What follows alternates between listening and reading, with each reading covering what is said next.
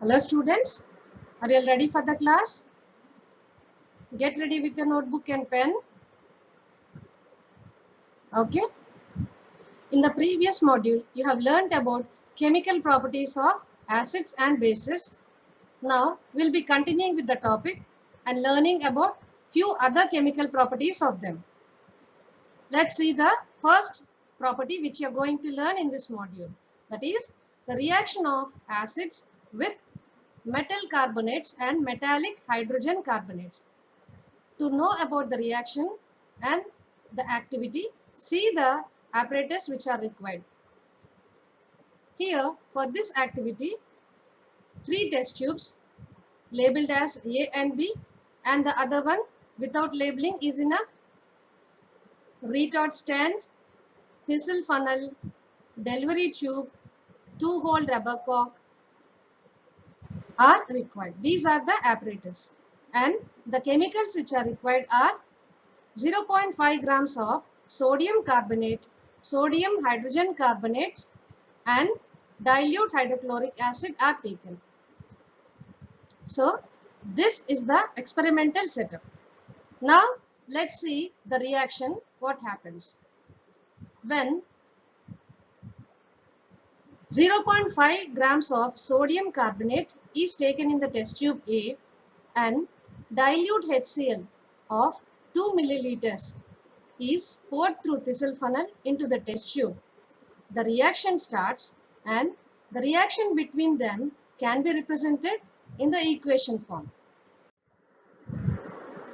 The reaction in the test tube A, in which sodium carbonate and hydrochloric acid reacts and forms sodium chloride and water along with the release of carbon dioxide gas. So here the reaction between sodium carbonate, metallic carbonate and acid, that is hydrochloric acid, gives salt and water.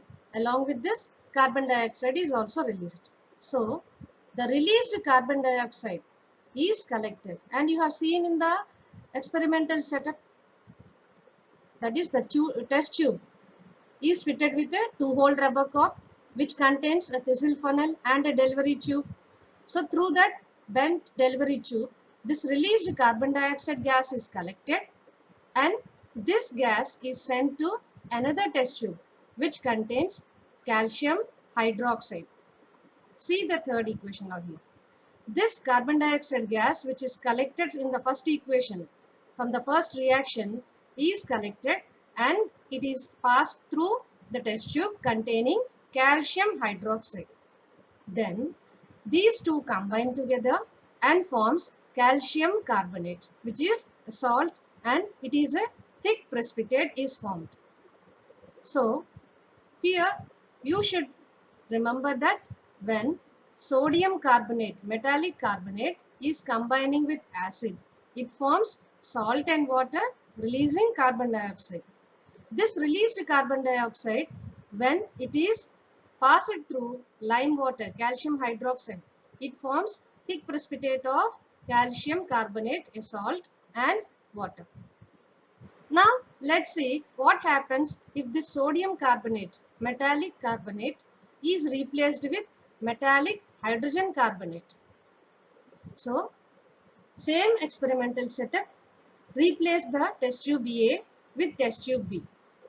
This test tube B contains sodium hydrogen carbonate of 0.5 grams. Again repeat the process with dilute hydrochloric acid. And the products formed in this reaction are also the same. That is sodium chloride, water and carbon dioxide gas is released. Only little difference is that the number of molecules of sodium chloride salt varies here. In the first reaction, 2 molecules of sodium chloride are formed, 2 molecules of hydrochloric acid is taken.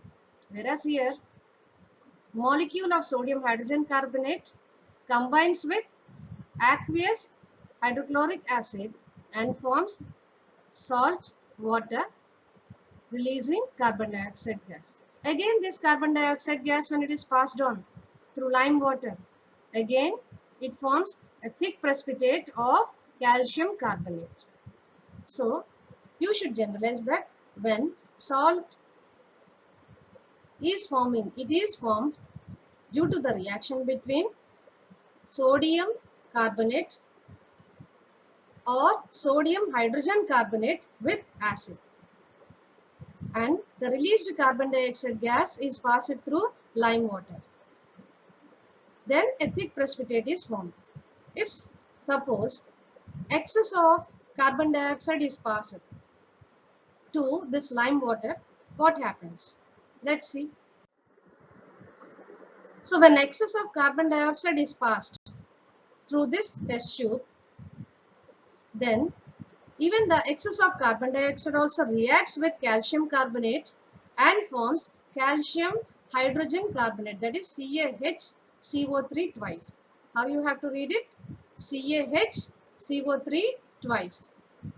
Since it is soluble in water, it is written as aqueous solution. So here, though you pass excess of carbon dioxide, even that reacts with calcium carbonate and forms calcium hydrogen carbonate, CaHCO3 twice, which is a form of calcium carbonate.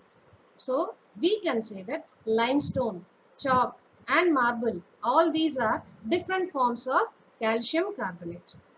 And summing up of the two reactions of test tube A and B, we can say that all metallic carbonates and metallic hydrogen carbonates react with acids and they form respective salt.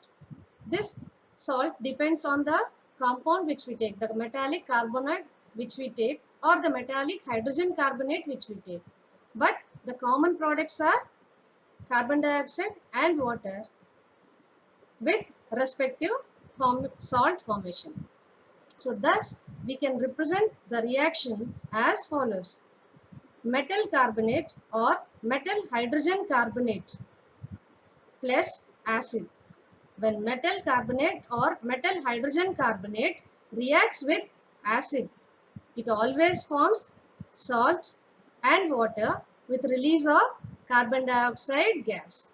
Should remember that when acid is reacting with metal carbonate or metal hydrogen carbonate, salt and water are the common products and carbon dioxide gas is released. So this can be asked in your examination as what are the products formed when metal carbonate or metal hydrogen carbonate reacts with acid? Answer: what are the products formed? Yes, salt and water with carbon dioxide gas. Yes. Now let's see the reaction of acids with metallic oxides. Reaction of acids with metallic oxides.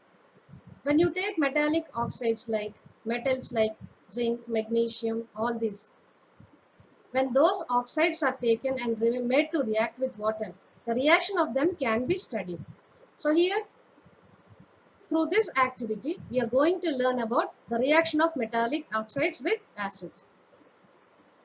The chemicals taken for this activity are copper oxide, hydrochloric acid are taken. Now let's see the activity, how it is performed. Take a small amount of copper oxide in a beaker and add dilute hydrochloric acid slowly while stirring. So take copper oxide in a beaker. To this add little amount of dilute hydrochloric acid slowly, and when you are adding hydrochloric acid, you have to stir the contents in the beaker since you are mixing acid to it. Then you can observe that the color of the solution turns to bluish green in color and slowly the copper oxide dissolves in it. The occurrence of blue-green color of the solution is due to the formation of copper chloride. Now see the reaction. When cupric oxide is reacting with hydrochloric acid, it forms copper chloride, CuCl2 and water. And the color of CuCl2 is bluish green in color. So generalizing this reaction, metal oxide plus acid gives rise to salt and water. Did you all understand? So note down the point.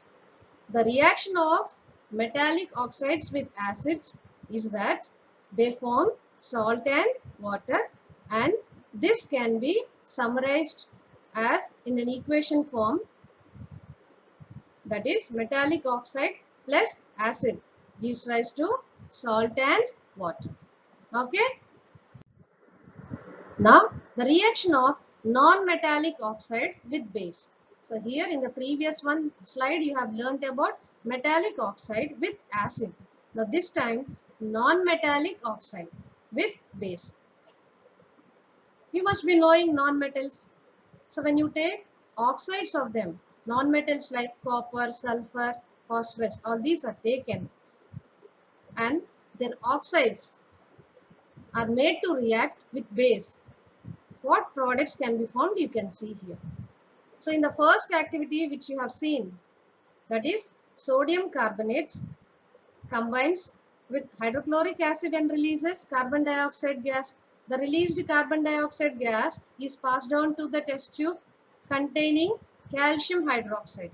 This calcium hydroxide is lime water and this is a base. Calcium hydroxide is a base since it contains OH ions in it. So this base is made to react with carbon dioxide. What is this carbon dioxide?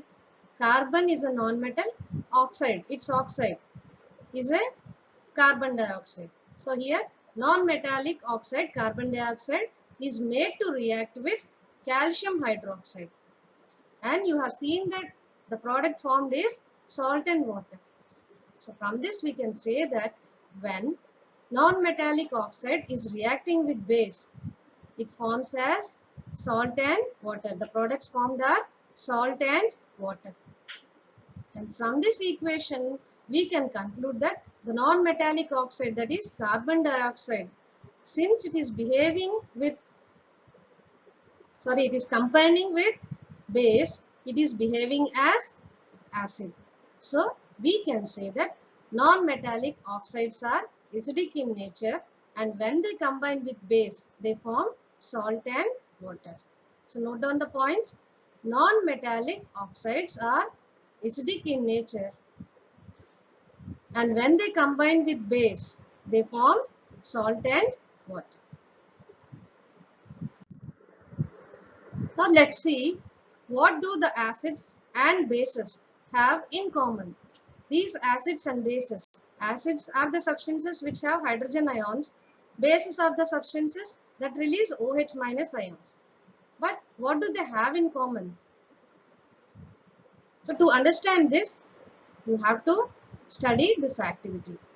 The apparatus required for this activity are a beaker, rubber cork to which two nails are fitted, and 6-volt battery, bulb, switch. The chemicals required for this are sample solutions of few acids like dilute hydrochloric acid, sulfuric acid are taken, and other solutions like glucose, alcohol, and bases like sodium hydroxide, potassium hydroxide are taken. Now see the experimental setup. How the apparatus are arranged is, a beaker is taken, and in this beaker place the cork which contains two nails fixed on it. So rubber cork with two nails is placed in the beaker, and these two nails are connected to a 6-volt battery through bulb and a switch. And into this beaker, the first solution, sample solution which is taken is dilute hydrochloric acid, and the circuit is closed, means the switch is on. So let's see the reaction, what happens when the switch is on, circuit is closed. The reaction, what happens, let's see. When dilute hydrochloric acid is taken in the beaker and circuit is closed, bulb starts glowing. This is due to the reason that when circuit is closed, hydrochloric acid dissolves and it dissociates into H plus and Cl minus ions. Due to this dissociation and release of hydrogen ions, it starts conducting electricity. But the same process when it is repeated with dilute sulfuric acid, even then also it was observed that the bulb glows as it is splitting into H plus and SO4 minus ions. So here when dilute sulfuric acid is taken, this splits into H plus and SO4 minus 2 ions. Due to the presence of these ions, the bulb starts glowing. But when the process is repeated with solutions like alcohol and glucose, let's see what happens. Alcohol is a solution containing OH minus ions in them. Whether you take methyl alcohol or ethyl alcohol, any alcohol contains the functional group of ion OH minus, and glucose contains hydrogen ions in it, that is, in its formula is C6H12O6. So when this activity is conducted with these two solutions, it was observed that the bulb doesn't glow. The reason behind this is, here when glucose and alcohol solutions are taken, they do not release OH minus ions. So due to the absence of ions, it was not conducting electricity. So these solutions, they do not dissociate in water and do not produce hydrogen ions, and hence they cannot conduct electricity. So you have to remember that this alcohol and glucose, though they contain hydrogen atoms in them, they do not release H plus ions. This time, when it process is repeated with bases, what happens you should know. Before going to the process with the bases, you should understand better about bases. So here you have observed that an acid releases hydrogen ions and forming hydrogen ions hence helps for conduction of electricity. But how it is released? What happens is, when an acid is dissolved in water, it releases hydrogen ions.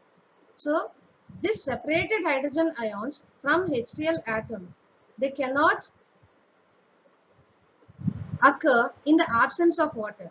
So the prior requirement to release hydrogen ion is the acid should dissolve in water. What is the prior requirement to release hydrogen ion is an acid should dissolve in water and should dissociate. Then it releases hydrogen ion. But the released hydrogen ion cannot exist independently, and hence it combines with the other water molecules present and forms hydronium ion. H3O plus is hydronium ion. See the equation. It is represented, the same is represented in the equation form. HCl plus H2O gives rise to H3O plus Cl minus. So due to the release of hydrogen ions from HCl, an acid could conduct electricity. Now what about bases? What happens when bases are dissolved in water? Generally, bases when they dissolve in water, they are known as alkalis. What are they known as? Alkalis. Bases when they are dissolved in water, they are known as alkalis. So all the bases which dissolves in water are known as alkalis. And when they dissolve in water, they produce hydroxide ion. For example, sodium hydroxide, when it is dissolved in water, releases Na plus and OH minus ion. The same reaction is observed with potassium hydroxide also. That is, when potassium hydroxide is dissolved in water, it releases K plus and OH minus ions. But when you take aluminum hydroxide, zinc hydroxide and magnesium hydroxide, it was different. They do not dissolve in water and they cannot produce hydroxide ions. Since they are not dissolving in water, they are not alkalis. We can define an alkali as a substance when only it dissolves in water. So here you should note the point that alkalis are bases. Any alkali which is taken is a base, but the base which is taken may not be alkali. So note down the point that all alkalis are bases since they dissolve in water and release OH minus ion. But not all bases are alkalis. Okay. So they have to dissolve in water and produce hydroxide ions. Then only they are called as alkalis. So this is observed by a scientist Arrhenius, and this theory is named as Arrhenius theory. And basing on this theory, the substances which dissolves in water and releases H plus ions are known as Arrhenius acids, and all the substances which release OH minus ions when they dissolve in water are known as Arrhenius base. So what you have understood? When an acid or a base dissolves in water, when they dissolve in water, this is the key point which you have to remember. When they dissolve in water, then they produce H plus or OH minus ion, and as per the release of the ions, they are named as acid or a base. Now let's see the reaction of these bases in the activity.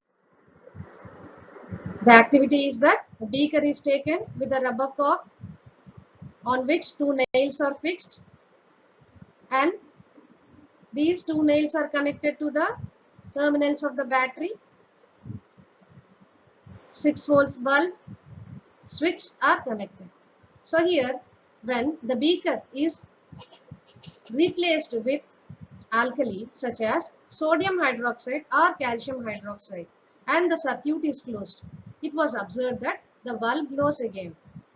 The reason for this you have studied just now, that is alkalis can produce hydroxide ion, and since they are releasing ions, they can conduct electricity.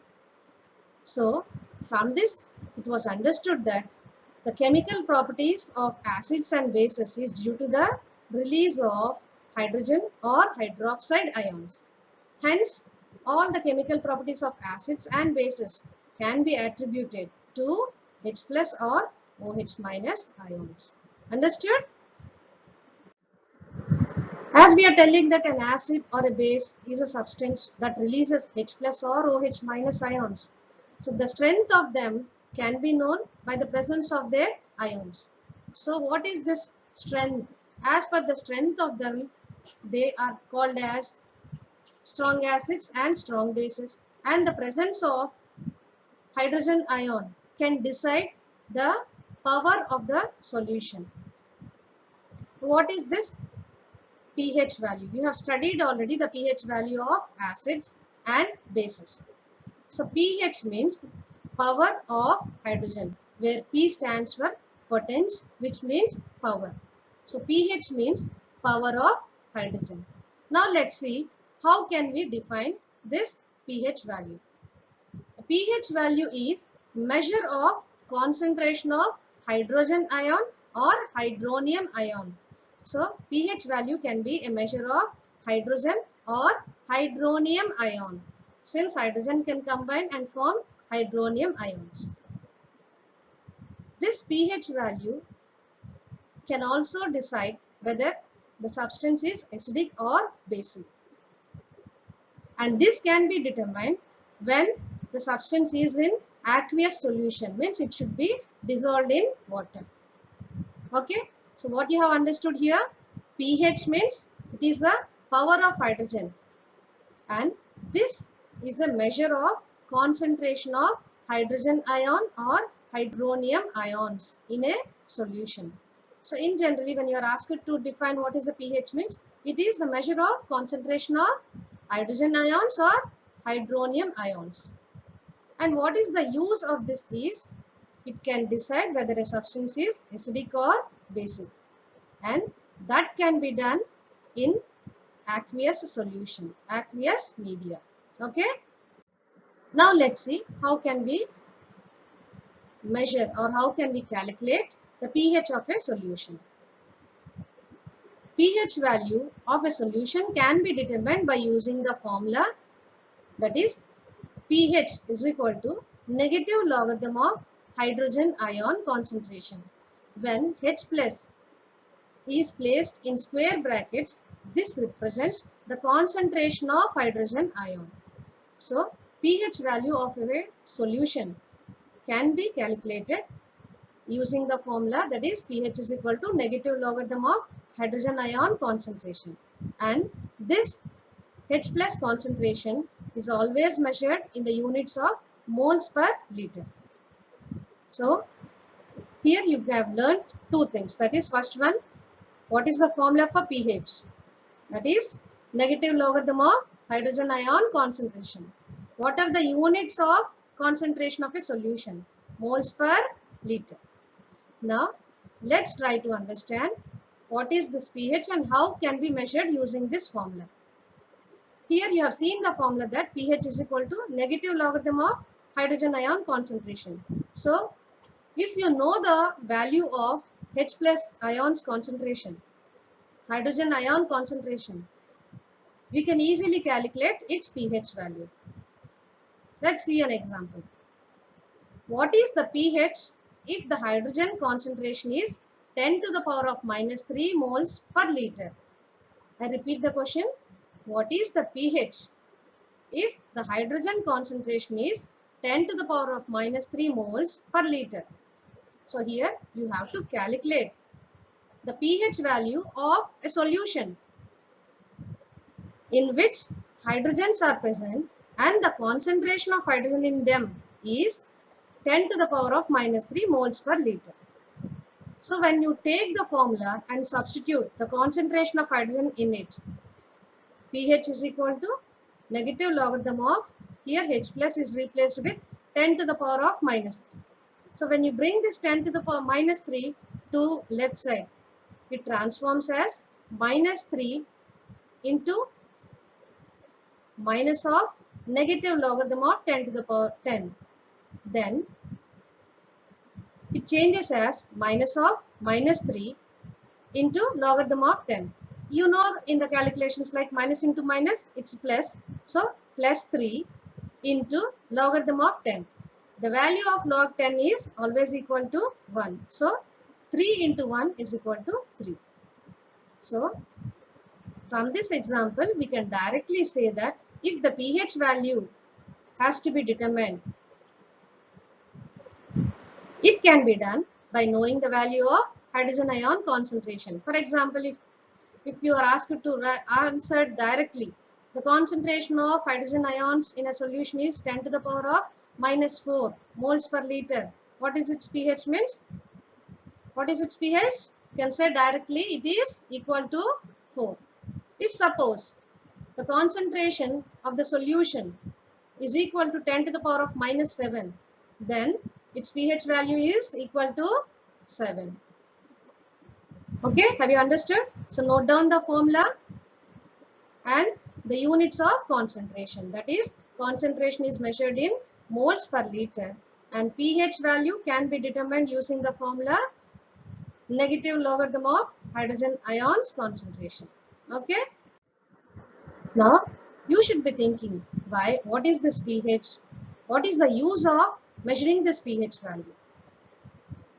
When we are calculating the pH value, its value changes from 0 to 14. This is measured using a scale, like how we use a scale. The values of them in general scale, short scale, 1 to 15 meters, 15 centimeters, long scale 30 centimeters.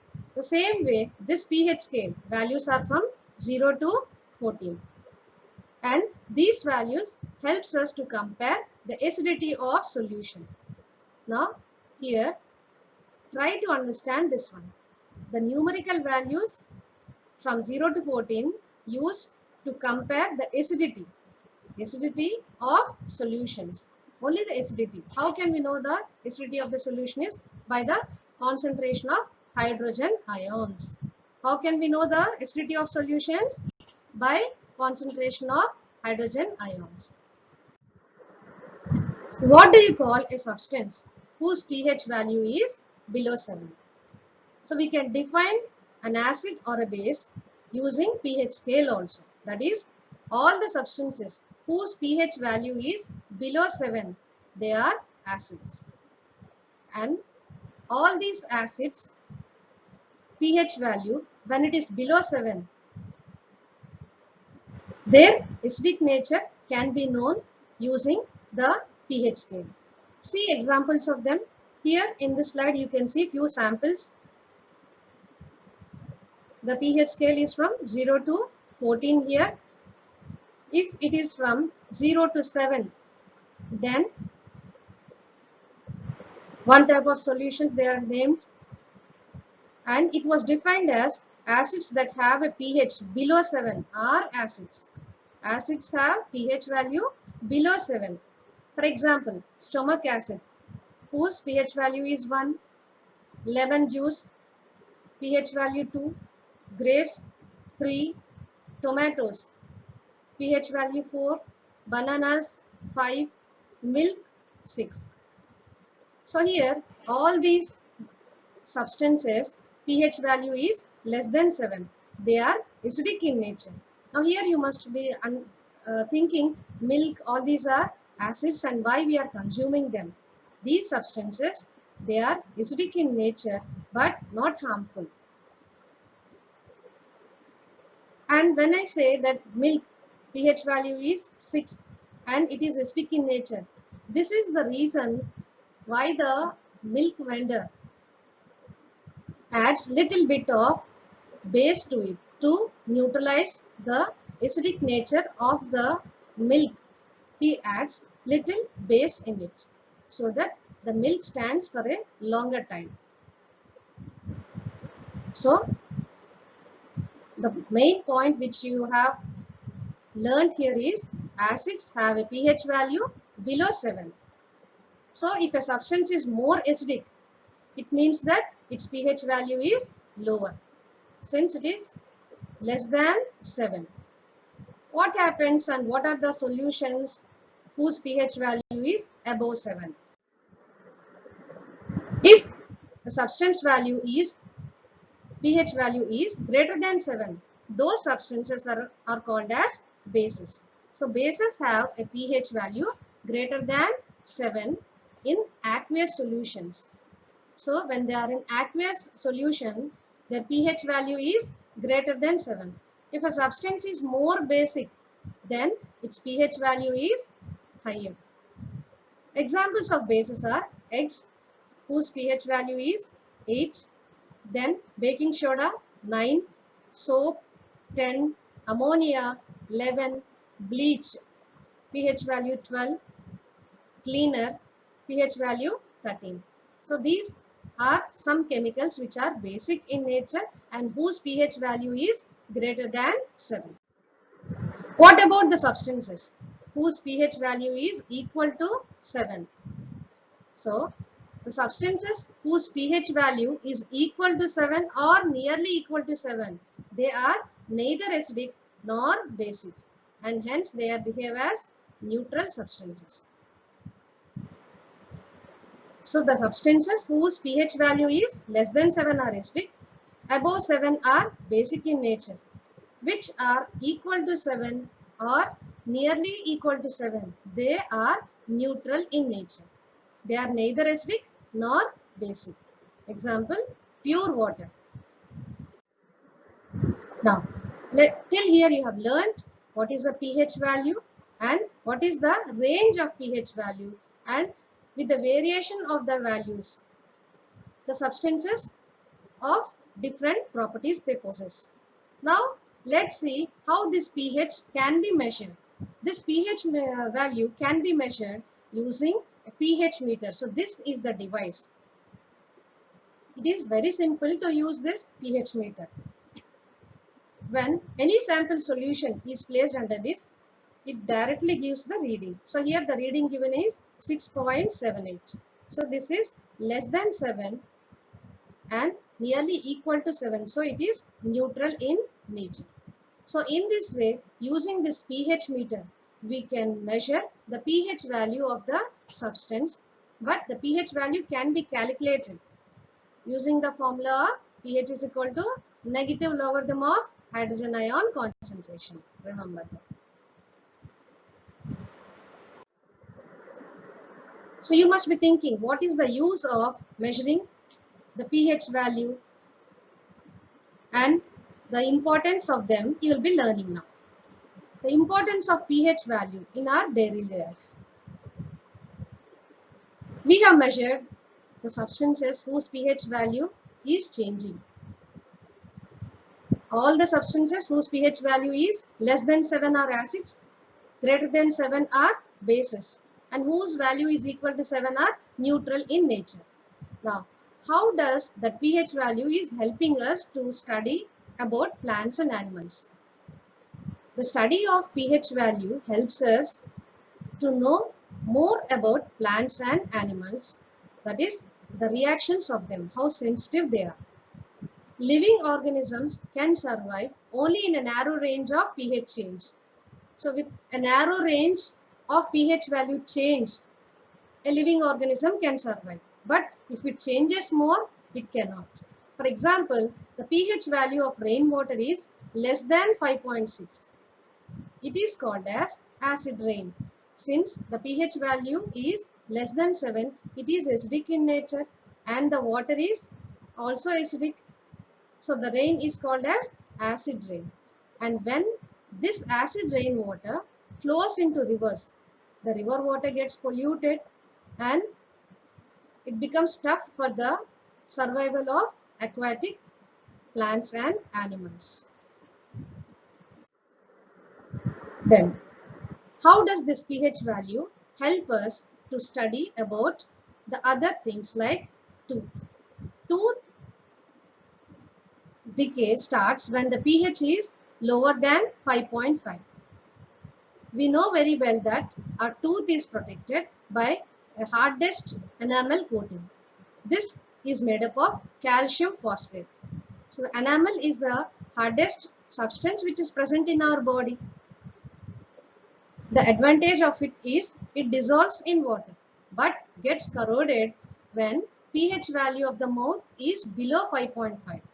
So the enamel coating which is on our tooth helps us to protect our tooth. It can dissolve in water. It doesn't react with water, but it dissolves in water. But when the pH value of the mouth changes to below 5.5, it is acidic and hence the tooth decay starts. The reason for this tooth decay is that the bacteria which is present in the mouth, they produce acid. How do they produce acid is when we are having or when we are consuming food materials, the remains of sugar and the food particles in our mouth starts degrading due to the presence of bacteria and they produce acids. So, due to the degradation of these food materials in our mouth, acid is produced and when this pH value changes, reduces to 5.5, tooth decay starts. So, the best way to prevent this is to clean our mouth after eating food. That's the reason from your childhood, parents make us to habituate to clean our mouth after our lunch or after dinner. Hence, they help us to protect our tooth. The other method to prevent this tooth decay is using the toothpaste. Generally, toothpaste is basic in nature. The acids which are produced in our mouth can be neutralized with the bases. So, they neutralize the acidic action of acids and prevents the tooth decay. In this way, the pH value study helps us to understand the cause for the tooth decay and helps us to prevent them. Now let's see the other use. pH in our digestive system. You all know that our stomach produces hydrochloric acid and this helps in digestion of the food. But suppose if this digestion is troubling when you are sick, it is not in access. So here the indigestion process becomes slow. So during indigestion, the stomach starts producing hydrochloric acid as usual. But here, due to your sickness, the food is not digested and gets accumulated with lot of hydrochloric acid. Due to the accumulation of higher amounts of hydrochloric acid, it causes pain and irritation. So, when you are suffering with indigestion or a gastric problem, to get rid of this, you are suggested to use a base, and those bases are called as antacids. What are they called as? Antacids. These antacids neutralize the excess acid. What is the use of taking antacid is they react on acid, excess of acid in our stomach and neutralize them. The commonly used antacid is magnesium hydroxide, which is known as milk of magnesia. It is a mild base. This is most suggested to reduce the excess of acid and to neutralize the acidic property of it. So magnesium hydroxide, a mild base, is often used as an antacid to neutralize the excess acid present in our stomach. So in this way, the pH value study helps us in our digestive system also. Next, the other importance of studying pH value. The other use is that the pH value helps us even for the farmers. How do they help is by finding the pH value of the soil. So till here you have learnt using the pH meter and the calculation we can find the pH of different substances. But how can we measure the pH of soil? How can we do this is, this pH value of the soil can be done using certain required chemicals. What they are? 5 milliliters of water, which is easily available, and you have to buy universal indicator. This is universal indicator, which you can see the bottle. This is the universal indicator containing liquid in it. This is provided with litmus paper and also wheel chart. This wheel chart is of different, this wheel chart contains different ranges of colors on it along with the number system of pH range.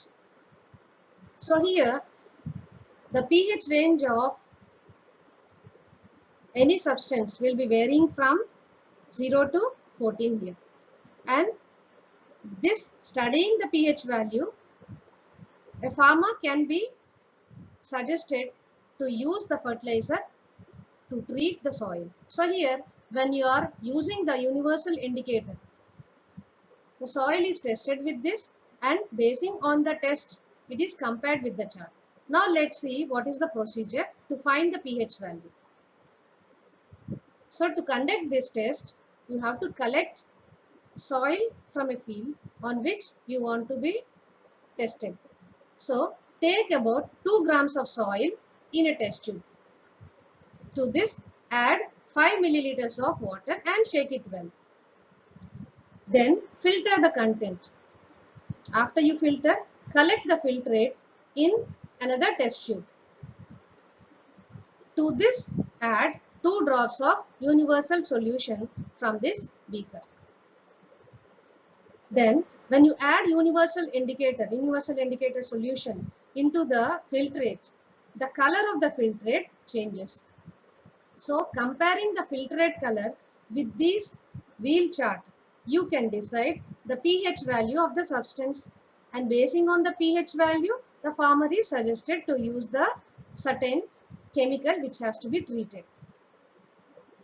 So in this way, pH value study is helping the farmers for the fertility, to increase the fertility of the soil.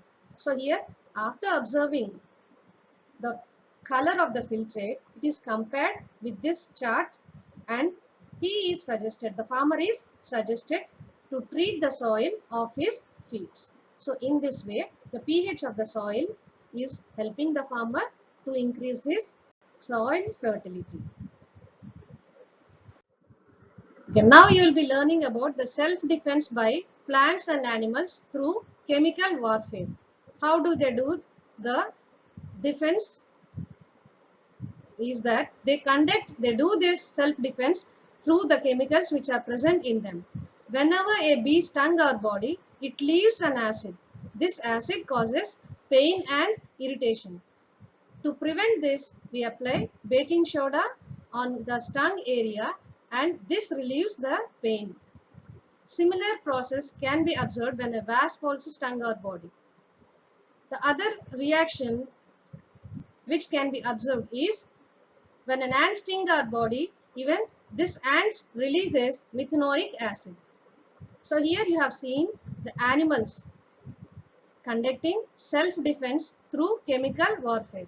Now what about plants? Even plants also protect themselves by a chemical present in them. Nettle, a herbaceous plant, grows in wild areas, have stinging hair on it. So this stinging hair secretes methanoic acid for its self-defense. So in this way, the plants and animals protect themselves through chemical warfare. So till here you have learnt about the importance of pH value.